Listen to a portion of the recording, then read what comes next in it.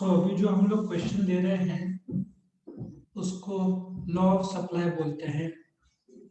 ये 8 मार्क का आने का चांस रहता है और ऊपर से 2 मार्क का वो लोग बोलेंगे statement of law of supply बोलो या assumption to the law of supply पूछ सकते हैं या exception to the law of supply पूछ सकते हैं या 2 मार्क का सप्लाई शेड्यूल पूछ सकते हैं या सप्लाई कर पूछ सकते हैं या व्हाट इज सप्लाई पूछ सकते हैं या गिव रीजन आ सकता है या ट्रू और फॉल्स आ सकता है। सो एक क्वेश्चन में बहुत सारे क्वेश्चन एग्जाम में आ सकते हैं। तुमको मैं बता दूं, देखो कितने बार पूछा है, कम से कम 20 बार होना चाहिए मेरे ख्याल से। ठीक है ना, 20-25 बार पूछा गया है। डू यू एग्री, एक्सेप्शन पूछा है, कई एजम्पशन पूछा है, कई लॉ ऑफ सप्लाई पूछा है। सो इसका रिलेवेंस तुमको समझ में आ रहा होगा। एक मिनट, इसका रिलेवेंस तुमको समझ में आ रहा होगा कितना ज्यादा है। करेक्ट। क्या हम शुरू करें लॉ ऑफ सप्लाई? क्या हम शुरू करें law of supply? Yes sir. Now मैंने तुमको ऑलरेडी बताया है, कोई भी लॉ लर्न करने के लिए इन चीजों की जरूरत पड़ती है। तुम्हारे सामने आ रहा है और इसको लर्निंग करने के स्टोरीज भी बताए हैं। तुम्हारा माइक्रो इकोनॉमिक्स में इस साल का ये आखिरी लॉ है। जो दूसरे लॉज है, law of variable proportion of law of returns उसके सिलेबस पे तुमको नहीं है। ये 6 के 6 पॉइंट लर्न करने के लिए, याद है मैंने शादी का फंक्शन का स्टोरी बताया था कि लड़के वाले देखने जाते हैं लड़की को, इंट्रोडक्शन होता है, फाइनलाइज होता है शादी करने का, फिर ये लोग बोलते हैं लॉ, हिंदू लॉ के मुताबिक शादी करेंगे, शेड्यूल 4 दिन का होगा। ठीक है ना, तीसरा पॉइंट है तो 3 दिन का कर दो। उसमें तुम्हारा मेहंदी, संगीत, ये सब होगा। हाथ में दुल्हन, बीच में बुलेट का कर्व ड्रॉ करती है, एजम्पशन करती है कि दूल्हा घुमाने स्विट्जरलैंड लेके जाएगा, लेकिन दूल्हा एक्सेप्शनल है, वो उसको श्रीलंका लेके जाता है। ये स्टोरी का पॉइंट लर्न करने का टेक्निक बताया था मैंने। अब तुम्हारा शुरू होता है लॉ ऑफ सप्लाई। याद रखो, law of demand, law of supply, law of diminishing मॉड्यूलेबिलिटी, ये तीनों की तीनों कंसेप्ट डॉक्टर अल्फ्रेड मार्शल ने दिया था। 1890 को बुक थी, बुक का नाम प्रिंसिपल ऑफ इकोनॉमिक्स था। सो तुम क्या करोगे, सब जगह पे एक इंट्रोडक्शन तो लिखोगे ही। सो इंट्रोडक्शन में क्या बोलोगे, एक मिनट, ये तुम्हारा इंट्रोडक्शन अभी आने वाला है। ये तुम्हारा लॉ ऑफ सप्लाई आया, इंट्रोडक्शन लिखोगे, कंपलसरी लिखना है तुमको। सबसे पहले क्या बोलोगे, द लॉ ऑफ सप्लाई किसने इंट्रोड्यूस किया? डॉक्टर अल्फ्रेड मार्शल ने। कब इंट्रोड्यूस किया या कौन सी बुक में इंट्रोड्यूस किया? Principle of economics. कौन से साल बुक छपी? 1890। ठीक है, पब्लिश्ड इन 1890। ये तुम्हारा इंट्रोडक्टरी लाइन होगा। फिर बाद में दूसरा पॉइंट क्या बोलोगे, लॉ ऑफ सप्लाई क्या एक्सप्लेन करता है? दो चीज, प्राइस ऑफ गुड्स और उसकी वजह से जो फर्म का जो फर्क आता है उसके बारे में। फर्म का क्वांटिटी में जो फर्क आता है उसके बारे में। तो सबसे पहले क्या बोलोगे, लॉ ऑफ सप्लाई 1890 में प्रिंसिपल ऑफ इकोनॉमिक्स नाम की बुक से आया। दूसरा नंबर का पॉइंट बोलोगे, लॉ ऑफ सप्लाई प्राइस के बदलने से क्वांटिटी में जो बदलाव आता है उसके बारे में बात करता है। तुमको स्टेटमेंट ऑफ लॉ रट्टा मारना है। स्टेटमेंट ऑफ लॉ बेसिकली बताता है कि प्राइस बढ़ा तो क्वांटिटी बढ़ेगा, प्राइस घटा तो क्वांटिटी बढ़ेगा। सिर्फ दो चीज है, दो चीज है, एक तो प्राइस और एक क्वांटिटी सप्लाइड। प्राइस बढ़ा तो क्वांटिटी सप्लाइड बढ़ेगा, प्राइस घटा तो क्वांटिटी सप्लाइड घटेगा। बस इतना ही है, दो चीज, और कुछ नहीं है स्टेटमेंट ऑफ लॉ में। बस उसका अलग शब्द शब्द थोड़े मूवमेंट चेंज होंगे बट मीनिंग ये निकलता है। तुम क्या बोलोगे, according to doctor Alfred Marshall the law states that other things being equal, मतलब एज्यूम दैट बाकी चीजें असर नहीं करेंगे, सिर्फ दो चीज असर करेगा, प्राइस और उसकी वजह से क्वांटिटी को जो असर किया या बदलाव आया meaning greater the price greater the quantity supplied, lesser the price lesser the quantity supplied. क्या सबको ये समझ में आया? यस और नो? प्राइस बढ़ा तो क्वांटिटी बढ़ेगा, प्राइस घटा तो क्वांटिटी घटेगा। ये बेसिक सारांश है स्टेटमेंट ऑफ लॉ का, अल्फ्रेड मार्शल का, कि जो दुकानदार है प्राइस बढ़ा तो प्रॉफिट ज्यादा होगा, इसकी क्वांटिटी ज्यादा सप्लाई करेगा, प्राइस घटा तो उसका प्रॉफिट मार्जिन घटेगा, इसलिए वो क्वांटिटी सप्लाई कम करेगा। नाउ तुमको सप्लाई शेड्यूल भी ड्रॉ करना पड़ेगा। सप्लाई शेड्यूल ड्रॉ करते समय पहले मीनिंग जानने का कि supply schedule is a tabular statement, it's a table containing two things, price and quantity supplied। ऐसा सिंपल लेवल पे बोलने का कि supply schedule is a tabular statement which shows relationship between price and quantity supplied। ठीक है ना? तुम्हारे सामने अलग अलग प्राइसेस आ रहे हैं और अलग अलग क्वांटिटी आ रहा है। सो पॉइंट नंबर 1 क्या बोलोगे? supply schedule is a tabular statement which shows relationship between price and quantity supplied। Point number 1 हुआ ये। Point number 2 क्या बोलोगे? When the price is 1, quantity supplied is 10. When the price is 5, quantity supplied rises to 50 because the profit of the supplier या seller या firm increases. This shows that when the price increases, quantity supplied increases। ठीक है ना? ये 5-6 point में लिखना है और फिर तुम इसको ग्राफिकल रूप में ड्रॉ करोगे सप्लाई कर्व। उसमें तुम पॉइंट नंबर 1 क्या बोलोगे? Supply curve is a graphical representation of the supply schedule। supply schedule का graphical रूप होता है supply curve। ये तुम्हारे सामने ग्राफ आ रहा है। सेम ग्राफ जो एक्सपेंशन ऑफ सप्लाई का था वो इधर लागू होगा कि प्राइस के बढ़ने से क्वांटिटी का सप्लाई बढ़ता है। ठीक है? तुम्हारे सामने ये ग्राफ आ रहा है x, o और y। ठीक है? अभी तुमको क्या करना है? ये नामकरण किया। पहले 4 पॉइंट तो तुमको अंधाधुन आना चाहिए। पहला, supply curve is a graphical representation of the supply schedule. दूसरा, on the X axis quantity supplied is given. तीसरा, O is a point of origin. चौथा, on the y axis price is given. ठीक है ना? ऐसे तुम बोलोगे। उसके बाद में तुमको क्या करना है? तुम एक बार ये देख लो। ये देखो कैसे प्राइस जैसे शेड्यूल था उसका मैंने उसी रूप में ग्राफ बनाने की कोशिश की है। प्राइस बढ़ रहा है तो क्वांटिटी सप्लाई देखो बढ़ रहा है, 220, 330, 440 और 550 आएगा।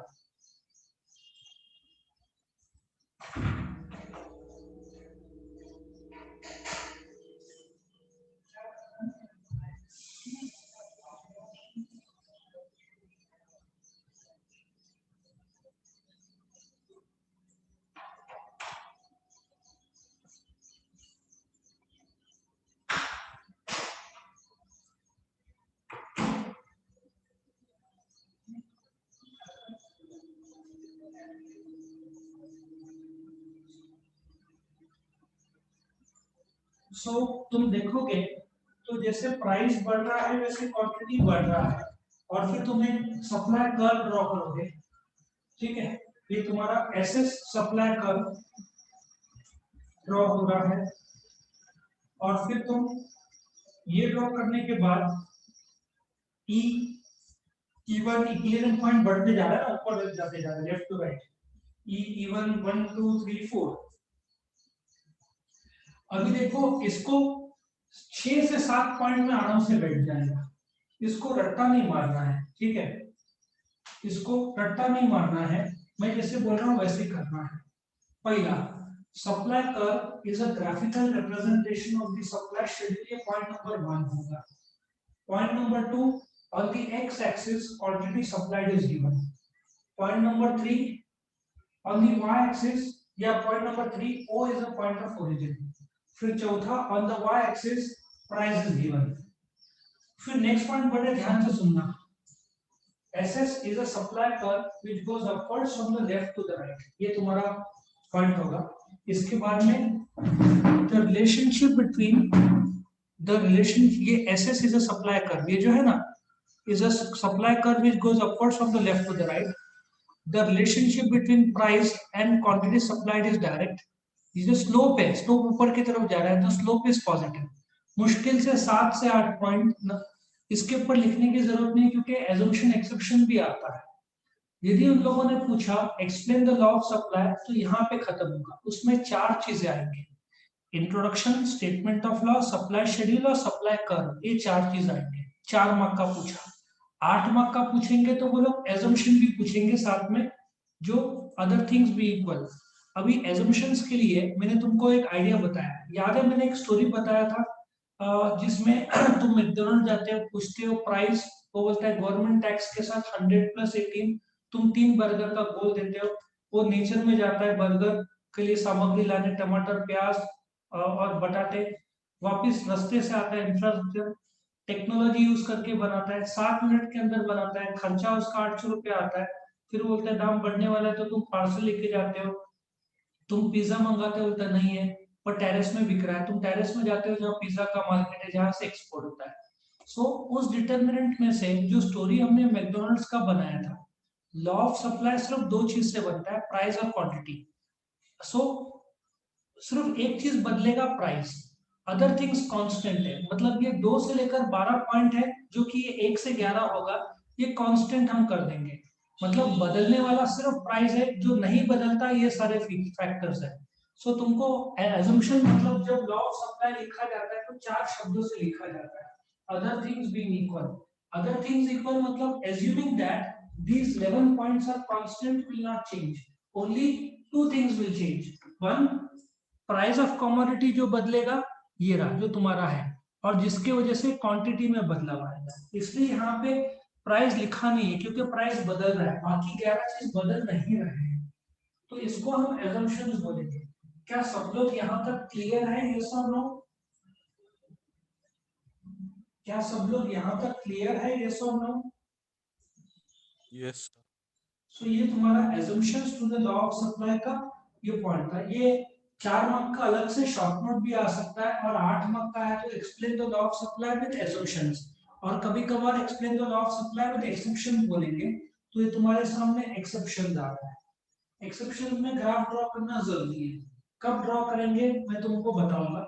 सो एक्सेप्शन मतलब जहां पे लॉ ऑफ सप्लाई टूट जाता है, जहां पे लॉ ऑफ सप्लाई लागू नहीं रहता है, ठीक है ना। Let us come two points जो इसका है।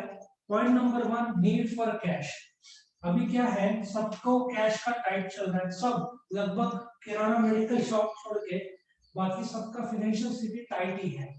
सो नीड फॉर कैश में दुकानदार क्या बोलता है, उसको कैश की अर्जेंट जरूरत है, उसके पास स्टॉक बहुत ज्यादा है, तो वो एक सेल लगाता है 50% डिस्काउंट सस्ते में। अब वो क्या कर रहा है, ज्यादा बेचने की कोशिश कर रहा है डिस्काउंट देके, जिसकी वजह से उसका कैश छूटेगा।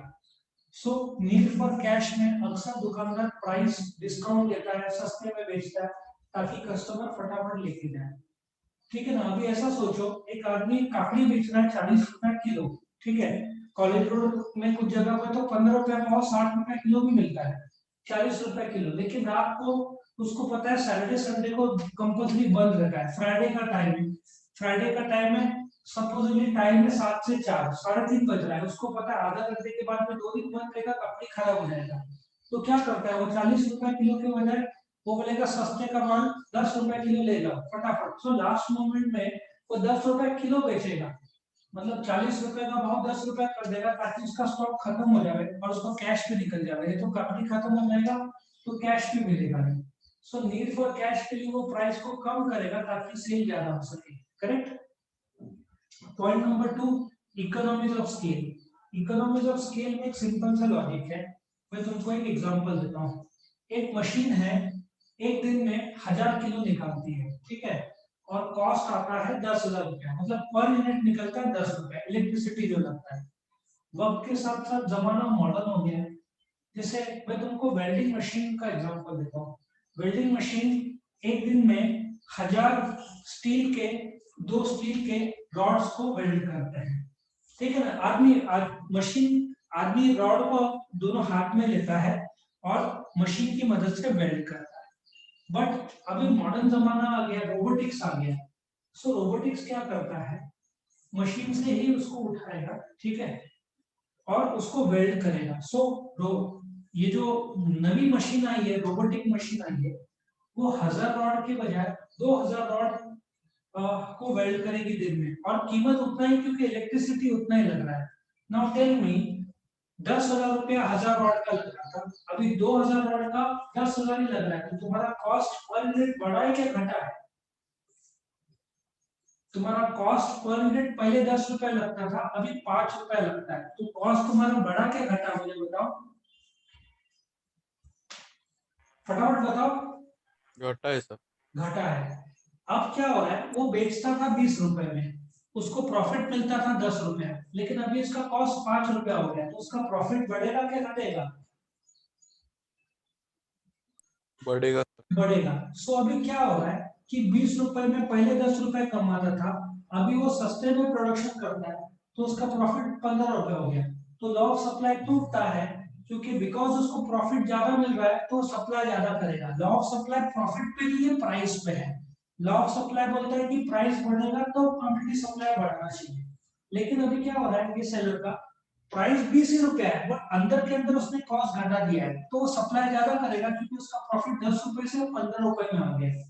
सो इकोनॉमी ऑफ स्केल इसको बोलते हैं कि ज्यादा प्रोडक्शन करने की वजह से कॉस्ट पर यूनिट जो घटता है, बिकॉज उसका प्रॉफिट मार्जिन बढ़ा है, प्राइस सेम है, तो सप्लाई ज्यादा करेगा, तो लॉ ऑफ सप्लाई टूटता है, क्योंकि लॉ ऑफ सप्लाई होता है ज्यादा सप्लाई का एक ही कारण होना चाहिए, प्राइस का बढ़ना। यहाँ पे प्राइस सेम है, बट उसका अंदरूनी कॉस्ट, इंटरनल कॉस्ट कम हो गया है, जिसकी वजह से वो सप्लाई ज्यादा करेगा। ठीक है, सबको समझ में आया, यस और नो? सबको समझ में आया, यस और no? Yes Yes, sir. sir. अभी तीसरा point, expectation about future change in price. अब मैं तुमको इसके बहुत सारे एग्जांपल दे सकता हूँ, मैं कुछ देता हूँ। अभी जो फॉर्चून रिफाइंड तेल है, जो 1000 रुपए में मिलता था, अभी 1300 1400, 30% तो रेट बढ़ गया है। जब स्टील का दाम बढ़ा, स्टील कंस्ट्रक्शन में जो 45 रुपीज का स्टील पर आता है वो 65 रुपीज हो गया है। सो बोलना मैं क्या चाहता हूँ कि जैसे स्टील का दाम बढ़ा, मुझे एक अंदाजा थोड़ा था कि एल्यूमिनियम का दाम भी बढ़ेगा, क्योंकि एक मेटल का दाम बढ़ता है तो बाकी मेटल को भी तो असर होता ही है। अभी जो मार्केट में एल्यूमिनियम के सेलर्स है, ठीक है ना, तो उन लोगों को पता है कि दाम बढ़ने वाला है एक आध महीने में, तो वो लोग क्या करते हैं, सप्लाई कम कर देते हैं। उनके पास ऑलरेडी 1000 टन स्टॉक में है, सपोजिटली 100 रुपए का टन है, तो लाख रुपए का स्टॉक में है, तो अभी लाख रुपए लेने के बजाय वो लोग एक महीना रुकेंगे, तो उनको 100 रुपए के बजाय 125 मिलेगा, मतलब 1,25,000। सो सिंस उनको पता है कि प्राइस बढ़ने वाला है भविष्य में, पर आज बढ़ा नहीं है, आज 100 रुपए ही है, तो आज उन्होंने सप्लाई कम कर दिया। सो 100 रुपए में 1000 टन हर महीने जो सप्लाई करता था, आज 100 रुपया है, लेकिन वो सिर्फ 500 टन सप्लाई कर रहा है। 500 टन अगले महीने सप्लाई करेगा जब दाम बढ़ेगा। सो लॉ ऑफ सप्लाई टूट रहा है, क्योंकि उसको भविष्य में दाम बढ़ने वाला है मालूम है, इसलिए वो भी आप सप्लाई घटा रहे हैं। उसी प्रकार से आईफोन 12 वालों को अंदाजा आ गया होगा कि जून जुलाई अगस्त 3 महीने बचे हुए, सितंबर में आईफोन 13 आ जाएगा, तो वो लोग क्या करेंगे, भविष्य में आईफोन 13 आया तो 12 का दाम गिरेगा, तो वो लोग क्या करेंगे, 12 को अभी डिस्काउंट देना शुरू करेंगे, सस्ते में निकालना शुरू करेंगे। सो लॉ ऑफ सप्लाई टूटता है, क्योंकि जो स्टॉक पड़ा हुआ है अभी ज्यादा सप्लाई करेंगे प्राइस को घटाकर, जबकि लॉ ऑफ सप्लाई बोलता है कि सप्लाई भी बढ़ा रहे हो तो प्राइस बढ़ाना पड़ेगा, उल्टा हो रहा है, प्राइस घटा रहे हो ताकि स्टॉक फटाफट खत्म कर सके। क्या सबको लॉजिक और कॉमन सेंस समझ में आ रहा है इधर, यस और नो? समझ में आ रहा है सबको, यस और नो? Yes sir. चलो आगे बढ़ते हैं। अभी नेक्स्ट बहुत इंपॉर्टेंट है, ये काफी जगह पे मैं सिखाता हूँ, इधर बीबीए को एक अलग चैप्टर है, फैक्टर्स ऑफ प्रोडक्शन, तुमको नहीं है, बीबीए को है, बहुत सारे जगह पे आता है।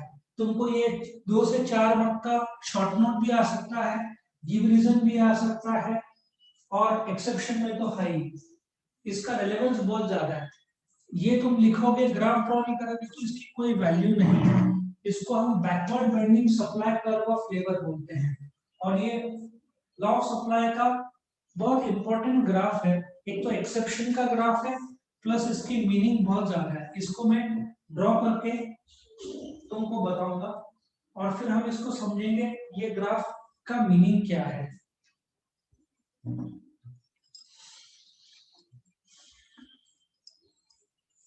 तुम्हारे सामने आ गया बेसिक लेवल पे एक्स और वाई सब जगह से सप्लाई चैप्टर है तो एक्स एक्सिस में क्वांटिटी सप्लाइड रहेगा, बट ये एक्सेप्शन है तो यहाँ पे लेबर आवर्स आ गया और यहाँ पे वेज रेट आ गया। ठीक है, अभी let us understand the first graph. Okay, अभी तुम जवान लोग हो, तुम्हारा ग्रेजुएशन हो जाता है, तुम एमबीए कर लेते हो, ठीक है, तुम 8 घंटे काम करते हो, ऐसा सोचो 8 घंटे काम करते हो तो तुमको सोचो 200 रुपया दिया जा रहा है। सबको आवाज आ रही है मेरी ठीक से? यस और नो? Yes sir. तो 8 घंटे का तुमको 200 दिया जा रहा है। अब जो इंडस्ट्री है, मैन्युफैक्चरर है, वो बोलता है कि भाई तू 12 घंटे काम करेगा तो मैं तेरे को 400 रुपया या 500 रुपया दूंगा। तुम लोग क्या करेंगे? 8 घंटे का 200 बट 12 घंटे का 500। क्या तुम स्वीकारोगे? यस और नो? क्या लगता है तुमको? 8 घंटे का वो 200 रुपए दे रहा है और दिन में 12 घंटे का तुमको वो 500 रुपए दे रहा है। मेरा सवाल है, क्या तुम लोग ये स्वीकारोगे? यस और no? No sir. No sir. जो आलसी लोग हैं वो नहीं बोलेंगे। जो जवान लोग हैं, जो जिंदगी में आगे बढ़ना चाहते हैं, एक समय स्वीकारेंगे। मेजॉरिटी यंगस्टर्स 21-25 एज में अपने आप को स्ट्रेच करते हैं क्योंकि उनको आईफोन देना रहता है, घर देना रहता है, कार देना रहता है, ठीक है ना। सो स्टार्टिंग में लोग, एक समय था हम 16-16 20-20 घंटे में तो घर ही नहीं जाता था। सवेरे आया क्लास में तो अगले दिन दोपहर को जाता था। 24 घंटा क्लास में काम, तब जाकर तो ये बना है। तुम्हारे सामने जो ग्राफ दिख रहा है ऐसे थोड़ी बना है, 20 साल की मेहनत है। सो बोलने का तात्पर्य है कि 8 घंटे का कितना दिया जा रहा है तुमको? ये 8 घंटे का तुमको वो 200 दे रहा है, ठीक है, और वो तुमको बोल रहा है कि 12 घंटे का 500 रुपया तुमने स्वीकार लिया।